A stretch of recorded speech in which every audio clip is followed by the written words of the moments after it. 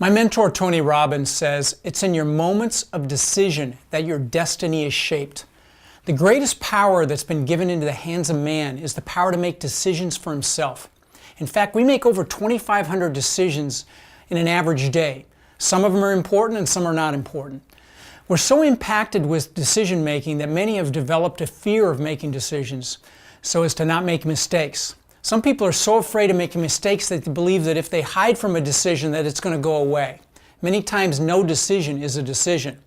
Remember, decisions are more than what you say, they're what you do. There's a big difference between your intentions and decisions. Decisions are not usually made in a vacuum. They're created by the influences that are around you.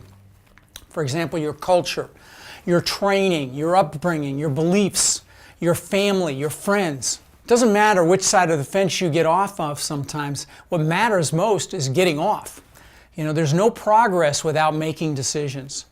And there's a profound distinction between people who make the majority of the decisions consciously or those that go with the flow, that just go whichever way they're pushed. Your future is shaped by the decisions you're making right now, and the life you lead today is a result of the decisions you've made in the past. Realizing that should move us all to reach out and harness the power of our decisions. Do you have areas in your life that are stalled because a decision needs to be made?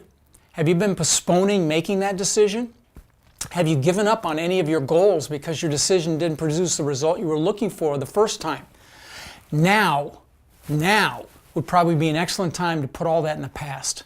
Making the decision to do something about it right now is oftentimes the hardest step in achieving your goals and going after your dreams. If you've been avoiding the decision-making process, why not break through that barrier right here and now? Let's walk through it together. Simplify the decision-making process. Take a few minutes to think of some area in your life that's been on hold because of a decision that needs to be made. It could be starting an exercise routine, a goal that's been on the back burner for a while, a skill you've been wanting to learn, or anything else that you've been just meaning to get into. Just pick one.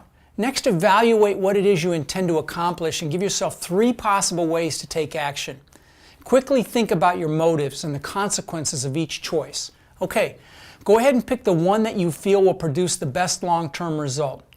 Don't get over-analytical about it. In your heart, you know which choice is the right one. So go ahead and make it. The right path might not be the easiest one, and don't sabotage your results by choosing the easy way out either.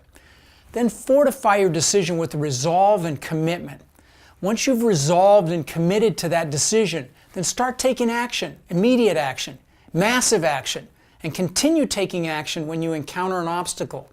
Make an adjustment when you encounter an obstacle until you achieve your intended result. You don't need to know every detail of the process before you begin. Just take the first step, the next step will be revealed. The Latin word for decision literally means to cut off.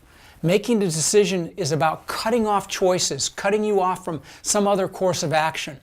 Some decisions require you to cut off all opportunity to change your mind, like burning the ships when you go into battle.